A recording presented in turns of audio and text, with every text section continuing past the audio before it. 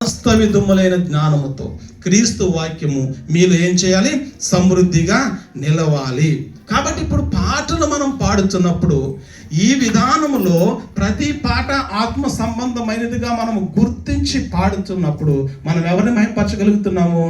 దేవునిని మహిమపరచగలుగుతున్నాం. పాటలు పాడేటప్పుడు ఏం జరగాలో ఈ 2 వచనాల్లో మనం చూసామండి. మరి ఎలా పాడాలనేది మనం ఎప్పుడు చూసాము? గంభీరమైన స్వరముతో పాడాలి. దేవుని మందిరములో ఉన్నప్పుడు మన స్వరము ఎలాగున్నా కానీ ఆ స్వరాన్ని దేవుడు ఏం చేస్తాడండి?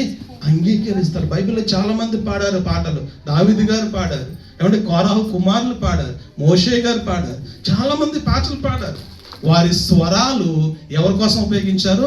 దేవుని కొరకు. ఈనాడు చాలా మందికి ఒక మంచి ఉన్నతమైనటువంటి స్వరాలు దేవుడు ఇచ్చాడండి, కానీ వాటిని పాడి ప్రభు కొరకు ఏం చేయలేకపోతున్నారు?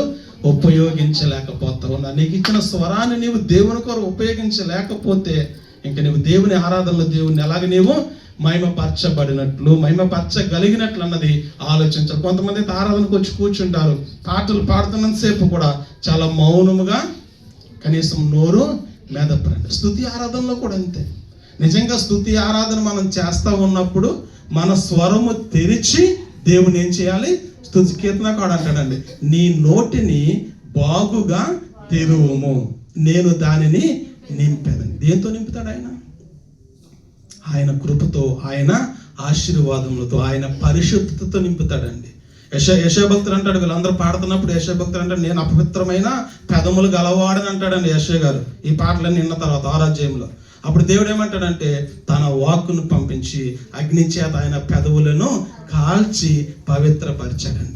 మన ఆరాధనలోకి వచ్చినటువంటి మనము మన స్వరాలు తెరిచి పాడితే, మన పెదవులు తెరిచి పాడితే, ఏమంటే మన నోరు బాగుగా తెరిచి పాడితే, ఆ నోరు అది దేని ద్వారా నింపబడుతుందంటే దేవుని ఆశీర్వాదము, దేవుని పరిశుద్ధత, దేవుని అగ్ని ద్వారా నీ నోరు నీ పెదవులు కాల్చబడినప్పుడు అవి ఏం చేయబడతాయి?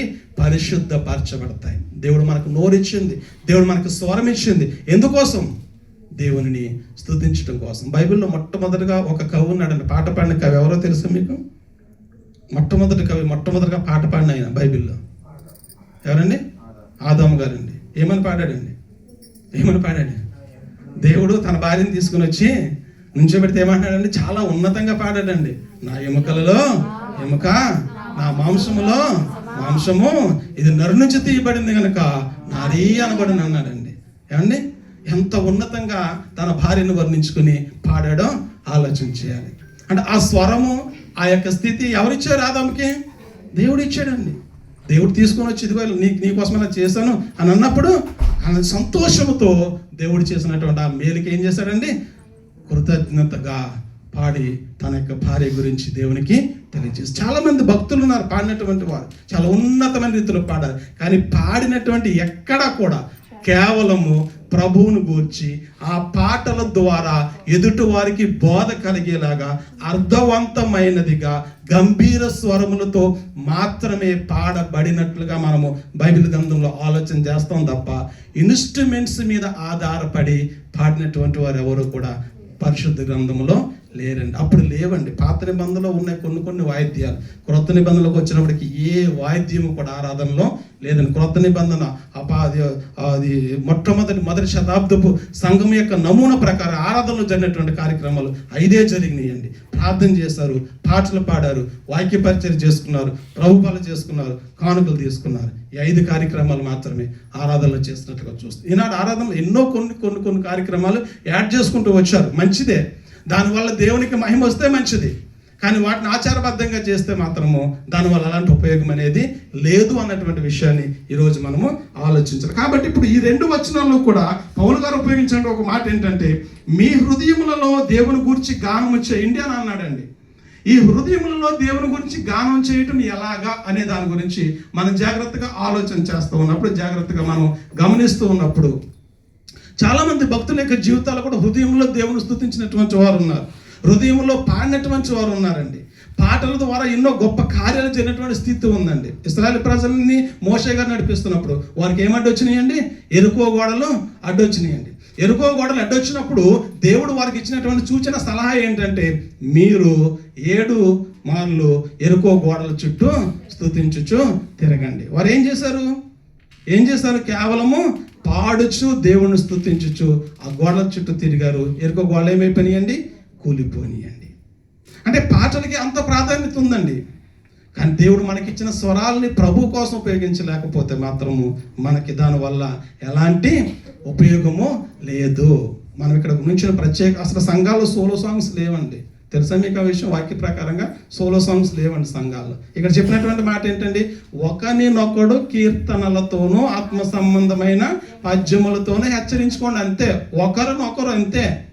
అందరూ కలిసి పాడవలసిందే, అందరూ ఒకరినొకరు హెచ్చరించుకుంటూ పాడవలసిందే, అందరూ కలిసి ఒకరినొకరు హెచ్చించుకుంటూ పాడవలసిందే తప్ప సింగిల్గా పాడటానికి అలౌడ్ అనేది ఆదిమ సంఘములో లేదండి.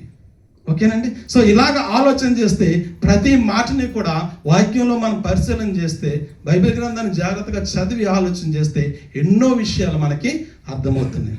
ఆరాధనలో ఒక భాగమైనటువంటి ఈ పాటలు పాడుట అనేది కేవలము దేనికోసం చేయాలి? మనము దేవునిని స్తుతించటం కోసం మాత్రమే, దేవుని కొరకు మాత్రమే, ఆ పాట ద్వారా బోధ కలగటం మాత్రమే, ఆ పాట ద్వారా బుద్ధి కలగటం కోసం మాత్రమే. ఇప్పుడు ఎవరో ఒక అన్యురాలు మన మధ్యలోకి వచ్చి కూర్చుంది, ఫస్ట్ టైం చర్చిలోకి వచ్చి కూర్చుందండి. మనం ఒక మంచి పాట పాడాం, ఆవిడ వింటుంది, పాడటం రాదు. ఆ పాట విన్నప్పుడు ఏం చేస్తుందండి? ఆలోచన చేస్తుంది. ఏంటి ఈ పాటలో ఉన్న భావం ఏంటి, ఈ పాట ఎలా ఉందేంటి, వీళ్ళు ఎలా పాడుతున్నారు, ఇందులో ఏంటి మాటలు అని ఆలోచన చేసి దాన్ని తెలుసుకోవాలని ప్రయత్నం చేస్తాం. అంటే అలాగ ఒకరికి బుద్ధి కలిగేలాగా ఉండాలి. కాబట్టి హృదయంలో పాడటం అంటే ఏంటి అనేది జాగ్రత్తగా ఒక మాట నేను మీకు చూపిస్తాను. చూడండి, హెబ్రీయులకు రాసినటువంటి పత్రిక 13వ అధ్యాయము 15వ వచనం చదువుదామండి ఒకసారి. హెబ్రీయులకు రాసిన పత్రిక 13వ అధ్యాయం 15వ వచనం. కాబట్టి ఆయన ద్వారా మనము దేవునికి ఎల్లప్పుడూను స్తుతియాగము చేయుదము, అనగా ఆయన నామమును ఒప్పుకొనుచు యెహోవా ఫలము అర్పించుదము. చాలండి. 15వ వచనంలో చెప్తున్నటువంటి మాట ఏంటంటే, ఏమంటున్నాడు ఆయన? కాబట్టి ఆయన ద్వారా మనము దేవునికి ఎల్లప్పుడూ ఏం చేయాలంటే స్తుతి యాగం. ఎవరి ద్వారా? ఎవరికి? ఆయన అంటే ఎవరు? అక్కడ ఆయన ద్వారా. ఆయన అంటే ఎవరు? చాలాసార్లు చెప్పాను, వాక్యం చదువుతున్నప్పుడు పదాలని అక్కడ ఎవరనేది ఖచ్చితంగా గమనించాలి మనం. ఆయన ద్వారా అన్నాడు. ఎవరి ద్వారా? యేసుక్రీస్తు ద్వారా. ఎవరికి? దేవునికి. ఏం చేయాలంటండి? స్తుతియాగం. ఎప్పుడు? ఎల్లప్పుడూ కూడా దేవునికి ఏం చేయాలి? స్తుతియాగం. ఎల్లప్పుడు ఎలా చేస్తామండి? ఇప్పుడు ఆరాధనలోకి వచ్చిన తర్వాత వేదపట్నం అయిపోయాక స్తుతి ఆరాధన చేద్దామని అందరూ నిలబడి పాట పాడుకుంటున్నాం అంతే. మళ్ళా మధ్యలో ఏమి లేదు, స్తుతియాగం లేదు. మరి ఎల్లప్పుడూ స్తుతియాగం చేయటం అంటే అండి, ఎల్లప్పుడూ స్తుతియాగం చేయటం అంటే ఏమండి? అదే పాటలు పాడుకోవాలి అంటే దావీదు అంటాడు 103వ కీర్తన, నా ప్రాణమా యెహోవాను సన్నతించుము, ఆయన చేసిన ఉపకారముల్లో దేనిని మరొకము, నా ప్రాణమా యెహోవాను సన్నతించుము. పాడుకున్నాడు ఆయన, తన ప్రాణంతో పాడుకుంటున్నాడు. ఎక్కడ పాడాడు? అది ఎక్కడ పాడాడు? సంఘంలో కాదు, సమాజంలో కాదు, తనకు తానుగా ఒంటరిగా తన ప్రాణముతో ఏం చేస్తున్నాడు? పాడుకుంటున్నాడు. ఏమని పాడుకుంటున్నాడు? దేవుని స్తుతించు, దేవుడు చేస్తున్న మేళ్ళు మర్చిపోకు. అది స్తుతి యాగం చేయటం అండి. స్తుతి యాగము చేయువాడు నన్ను మహిమ పరుచును, స్తుతి చేయుట యథార్థవంతులకు శోభస్కరము. చూసారా ఎంత మంచి ఉన్నతమైనటువంటి స్థితి ఉంది పాడే దాంట్లో. ఈ పాటల్లో ఏంటో మనం వచ్చేదో పాడేస్తున్నాం, లేకపోతే పోయిగా నిలబడి ఏదో పాట తీసి పాడేస్తున్నామంటే దాని వెనకాల ఎంత భావం ఉందో ఒకసారి గమనించండి. దాని వెనకాల ఎంత మందికి బుద్ధి కలగాలో గమనించండి. దాని వెనకాల ఎంతమంది నేర్చుకోవాలో గమనించండి. దాన్ని బట్టి ఎంతమంది ఒకరికొకరు హెచ్చరించుకోవాలో గమనించండి. ఈనాడు కోయరుగా లేకుంటే నాడు పాటలు పాడేవారుగా మనం ఉంటున్నామంటే దానికి ఏముండాలి? ఒక సిద్ధపాటు అనేది ఖచ్చితంగా ఉండాలి. ప్రతి దానికి సిద్ధపాటు మనకు ఉంటుంది, ప్రతి దానికి ఒక ప్రిపరేషన్ మనకు ఉంటుంది. కానీ దేవుని గురించి పాడే విషయంలో ఏం లేదు, ప్రిపరేషన్ లేదండి. దేవుని గురించి పాడే విషయంలో సిద్ధపాటు లేదు. సిద్ధపాటు లేకుండా నీవు పాడితే దానివల్ల ఎవరు కూడా బోధించబడి హెచ్చరించబడేటటువంటి పరిస్థితి ఉండదు. సందర్భానుసారంగా పాడే పాటలు కొన్ని ఉంటాయి, సమయానుకూలతను బట్టి పాడే పాటలు కొన్ని ఉంటాయి. ఏమండి, కొన్ని సందర్భాలలో పాడే పాటలు కొన్ని ఉంటాయి. అక్కడ అనుకూలతను బట్టి, సందర్భాన్ని బట్టి మనం పాడుతున్నప్పుడు ఖచ్చితంగా దేవుని యొక్క నామం ఏం చేయబడుతుంది? ఘనపరచబడుతుంది. కాబట్టి ఏమంటున్నాడు? ఎల్లప్పుడూ కూడా స్తుతియాగము చేయుదుము అనగా ఆయన నామమును ఒప్పుకొనొచ్చు. స్తుతియాగం చేయటం అంటే ఏంటి? స్తుతియాగం చేయటం అంటే ఏంటి? ఆయన నామమును ఒప్పుకోవాలి. ఎవరి నామాన్ని? దేవుని నామమును ఒప్పుకోవాలి. ఏమని ఒప్పుకోవాలి? దేవుని నామాన్ని ఎలా ఒప్పుకోవాలి? ఏమని ఒప్పుకోవాలి? ఆయన సర్వశక్తిమంతులను ఒప్పుకోవాలి, ఆయన గొప్పవాడని ఒప్పుకోవాలి, ఆయనే మనం సృష్టించాడని ఒప్పుకోవాలి, ఆయనే మన పాపముల కోసం తన కుమారుని క్రీస్తుని పంపించాడని ఒప్పుకోవాలి, ఆయనే మనకు ఉపకారాలు చేస్తున్నాడని ఒప్పుకోవాలి. దావీదు కీర్తనకారుడు అదే ఒప్పుకున్నాడు కదా, నా ప్రాణమా యెహోవాను సన్నతించు, ఆయన చేసిన ఉపకారాలను దేనిని మరొకంటే ఏం చేస్తున్నా ఒప్పుకుంటున్నాడు. ఏమని? ఆయన చేసిన ఉపకారాలు ఏంటిది కూడా నీవు మరవద్దని పాడుతున్నాడు, ఒప్పుకుంటున్నాడు. ఆయన నామమును ఒప్పుకోవాలి. దేవా, ఈరోజు నేను ఇలాగ ఉన్నానంటే అది ఎవరి కృప? దేవుని కృప. ఈరోజు నాకు ఆరోగ్యం ఉందంటే అది నీ కృప. ఇలాగ ఉన్నానంటే అది నీ నామాన్ని బట్టే నేను ఉన్నాను. ఇది గమనించాలి. అది ఆయన నామను ఒప్పుకోవడం. ఆయన చేసిన ప్రతి కార్యాన్ని బట్టి కూడా మనం ఏం చేయాలి? దేవుని ఖచ్చితంగా స్తుతించబద్దులమైన. కాబట్టి ఒప్పుకోవడం, ఆయన నామను ఏం చేయాలంట? ఒప్పుకోవాలి. ఒప్పుకున్న తరువాత ఏం చేయాలండి? జిహ్వ ఫలము అర్పించాలి. జిహ్వ ఫలం అంటే ఏంటండి? ఏమండి, జిహ్వ అంటే ఏంటి? ఏమండి, ప్రాణం, జీవం. ఏమండి, జిహ్వ ఫలం అంటే జీవము కలిగిన ఫలం. ఏంటండి జీవం కలిగిన ఫలము? ఏమండి, మన హృదయముతో, మన మనసుతో దేవుణ్ణి ఆరాధించడం. జిహ్వ ఫలం అంటే మనం సజీవులుగా ఉన్నప్పుడు మాత్రమే దేవునిని స్తుతించగలుగుతాం. మన్ను దేవునిని స్తుతించదు. మృతులు ఎలాగో నిన్ను స్తుతిస్తారు అంటున్నాడండి, ప్రశ్నిస్తున్నాడు కీర్తనకారుడు. ఏమండి, మృతులు స్తుతించే అవసరము, దేవుని గణపరిచే అవసరం లేదు. మరి ఎవరు? సజీవులే. సజీవులంటే జిహ్వ అంటే ప్రాణము కలిగి దేవునికి ఏం చేయాలి? ఫలములు అర్పించాలి. అది హృదయములలో పాడటం అన్నమాట అండి. అంటే హృదయములో మన ప్రాణము ఎలాగైతే ఉంటుందో మన హృదయపూర్వకముగా దేవునిని ఆరాధించటము, దేవుని గణపరచటము, దేవుని కొరకు పాడటమే మనము జిహ్వ ఫలములు అర్పించటము. అర్థమైందండి? రాత్రి ఆరాధనలో మనం పాడుతున్నాము అంటే పాటలు ఎలా పాడాలి అంటే, అయ్యా సార్ ఎలా పాడాలండి? అండి ఆత్మ సంబంధమైన పాటలు ఎలా పాడాలి అంటే గంభీర స్వరముతో, స్వరములెత్తి. ఏమండి, రేపు వారం నుంచి ఈ టాప్ లెగిసిపోవాలి కోయిలు పాడితే. అండ్ మైక్లు పెట్టడం రేపు వారం. ఏమండి, ఎలా పాడతారో చూద్దాం. ఎందుకంటే రేపు వారం నేనే కాదు నడిపించేది. ఏమండి, మైక్లు పెట్టడం. కోయిల్ లీడర్ గారు మీరు రేపే పెట్టేయండి పాటలు. ఏమండి, రేపే మీరు పాటలు పెట్టేయండి.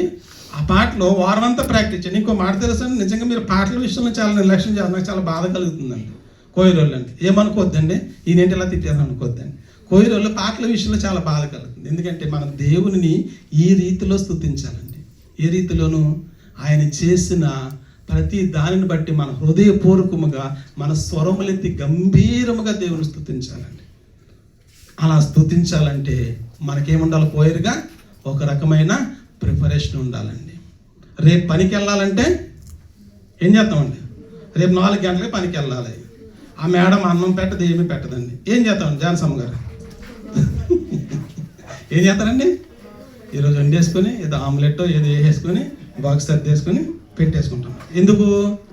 రేపు 4ంటికి మీకు అందరు పెడతారులేండి, మంచి వాళ్ళు మీరు. 4ంటికి వెళ్ళి పని చేసుకుని కరెక్ట్గా భోజనం టైం అయినట్టుగా ఏం చేయాలి? భోజనం చేయాలి. కాబట్టి మరి అలాగే శుక్రవారము ఆరాధనకి నేను కోయర్లో ఉన్నాను కాబట్టి నేను ఎలా పాడాలి దేవునికి? నా స్వరం ఎంత గంభీరంగా వినిపించాలి? మైకులు ఇచ్చి ఫుల్ సౌండ్ ఎట్టేసినా కానీ అసలు బయటికి రావట్లేదని మా ప్రసాద్ గారు తట్టుకుంటే ఆయన మైక్ వస్తుంది. మళ్ళీ ఆయన సౌండ్ తగ్గించేస్తున్నాను నేను. ఎందుకు ఏ స్వరాలను పైకి వస్తాయేమని. ఏమండి, మరి ఎందుకు రావట్లేదు? ప్రాక్టీస్ లేక అంతే అండి. మిమ్మల్ని తక్కువ అంచనా వేయట్లేదండి. మీరు చాలా మంచి సింగర్స్, చాలా బాగా పాడతారు అండి, బాగా పాడగలరు, మంచి స్వరాలు దేవుడు మీకు ఇచ్చాడు. కానీ ఏం లేదు మీకు ప్రాక్టీస్. ఇప్పుడు కొత్త కత్తి కొనుక్కున్నామండి. కొనుక్కున్న వెంటనే బాగా తెగింది, దాని మూలన పాడేసాం. ఒక వారం రోజులు పోయిన తర్వాత దాన్ని పట్టుకొచ్చి కోతున్నారు, తెగుతుందండి. అప్పుడు ఏం చేస్తాం?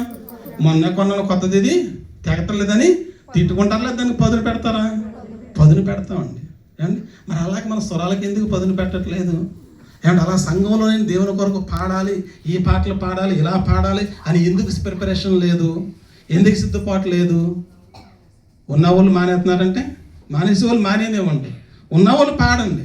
నలుగురు ఉంటే నలుగురు పాడండి, ఐదుగురు ఉంటే మానేసే వాళ్ళు రెండు ఉద్దేశాలతో మానేస్తారండి. ఒకటేంటి తెలుసా, నేను లేకపోతే వాళ్ళు పాడలేరు అనే ఉద్దేశంతో మానేస్తారు కొంతమంది. అండి కొంతమంది ఏంటంటే సరిగ్గా పాడతలేదు ఎందుకులే అనే ఉద్దేశంతో ఈ రెండు ఉద్దేశాలు దేవుని చిత్తానికి వదిలేయండి. ఎంతమంది ఉంటే అంతమంది ప్రాక్టీస్ చేయండి. వారం ముందు రోజునే పాటలు పెట్టేసుకోండి, ఆ పాటలు పాడండి. అవసరమైతే మీకు ఇచ్చే సలహా ఏంటంటే, మీకు గ్రూప్ ఉంది కదండి, ఆ గ్రూపులో వారంలో ఒక రోజుని గ్రూప్ కాల్ కలుపుకొని ఈ పాటలు పాడండి. ఏమన్నా అంత టైం ఉండదా మీకు? ఏమన్నా ఉండదా? కోయిన వారికి ప్రసాద్ గారు ఉండదా? ఏంటో వాట్సాప్ గ్రూప్ కాల్ కలిపేసుకోండి. 8 మంది ఉంటే 10 మంది అయితే 10 మంది కలిపేసుకోండి, పాడండి. ఈ పాట పెట్టుకున్నాం అసలు ఒకసారి అందరూ కలిసి పాడండి. అప్పుడు ఒక మంచి ఉన్నతమైనటువంటి రీతిలో మనం దేవుని గణపరిచేవారుగా వెళ్తాం. ఎందుకంటే ఇదంతా కేవలం ఎవరి కోసం మనం ఇక్కడికి వచ్చామంటే, దేవుని సన్నిధిలో పాడుటకు మనం వచ్చాం, దేవుని స్తుతించడానికి మనం వచ్చాం, దేవుని గణపరచడానికి మనం వచ్చాం. దేవుడు ఎన్నో మనకి ఇస్తున్నాడు, కానీ మనం ఇచ్చింది ఏది కూడా దేవునికి వెళ్ళదు. అవునా కాదు? డబ్బులు ఇస్తున్నారు, ఎక్కడికి వెళ్తున్నాయి? దేవునికి వెళ్తున్నాయా? లేదు దేవుని పని కొరకు ఉపయోగిస్తున్నాం. ఏమండి ఇంకా ఏమైనా ఒక వస్తువులు ఇస్తున్నారు, ఎక్కడికి వెళ్తున్నాయి? దేవుని దగ్గరికి వెళ్తున్నాయి. లేదు దేవుని పని కొరకు ఉపయోగిస్తున్నాం. కానీ మన నుంచి దేవుని దగ్గరికి వెళ్ళేది ఒకే ఒక్కటి, మన హృదయపూర్వకంగా దేవుడిని ఆరాధించటం, హృదయపూర్వకంగా దేవుని కొరకు పాడటం, హృదయపూర్వకంగా మన స్వరాన్ని అంతటి కూడా ఉపయోగించి దేవుని సన్నిధిలో దేవుని గూర్చి పాడటమే అది దేవునికి వెళ్ళేది. అంతే తప్ప ఇంకేది కూడా దేవుని దగ్గరికి వెళ్ళట్లేదు. కాబట్టి ఇక చెప్తున్న హెబ్రీ పత్రిక చెప్తున్న మాట ఏంటంటే, మనమందరము కూడా ఒకరినొకరు ఏం చేయాలంటే అండి, ఎల్లప్పుడూ స్తుతియాగము చేయొచ్చు, ఆయన నామను ఒప్పుకొనొచ్చు, జిహ్వ ఫలము దేవునికి అర్పిద్దాం. మరి దేవుని మందిరములో మన జిహ్వ ఫలాలు అర్పిస్తూ ఆత్మ సంబంధంగా పాడుతూ మన పాటల ద్వారా ఒకరినొకరు హెచ్చరించుకుంటూ, కొత్త వారు వస్తే ఈ పాట ద్వారా వారికి మార్పు కలిగేలాగా మనం పాడటానికి ప్రయత్నం చేస్తూ, మన స్వరాలకి పదును పెడుతూ దేవుని సన్నిధిలో దేవుని నామ కొరకు రాబోయే దినాల్లో ఒక ఉన్నతమైనటువంటి ఆ మంచి పాటలు పాడేటటువంటి ఒక మంచి కోయరుగా, ఒక మంచి వ్యక్తులుగా మనందరం కూడా ముందుకి మనం తయారై మనం వెళ్దాం. కాబట్టి ఆరాధనలో పాడటం అనేది చాలా ప్రాముఖ్యము. ఎప్పుడు పాడాలి, ఎలా పాడాలంటే గంభీరమైన స్వరం ఎత్తి పాడాలి. తర్వాత ఎలా పాడాలని మనం ఆలోచన చేస్తే, ఆ గడప కమ్ములు పునాదులు కదిలేలాగా పాడాలి, దేవుని స్తుతించేలాగా పాడాలి. మన పాట ద్వారా ఒకరొకరు హెచ్చరిక కలగాలి, ఒకరికొకరు బోధ కలగాలి. ఈ పాట ద్వారా మన హృదయపూర్వకంగా దేవుని ఘనపరిచేవారుగా మనం ఉండాలి. అలా చేస్తే దేవుని ఆశీర్వాదాలు ఖచ్చితంగా మనకు ఉంటాయి. దేవుని నామం ఘనపరచబడుతుంది, సంఘం అభివృద్ధి చెందుతూ ఉంది. అలాంటి కృప దేవుడి వల్లనే నేను కోరుకుంటూ ఈ నా మాటలు నేను ముగిస్తూ ఉన్నాను. అందరికీ శ్రద్ధగా ఈ మాటలు ఆలకించినందుకు ప్రతి ఒక్కరికి ప్రత్యేకమైన వందనాలు తెలియజేస్తే నా మాటలు ముగిస్తున్నాను. అందరికీ వందనాలండి.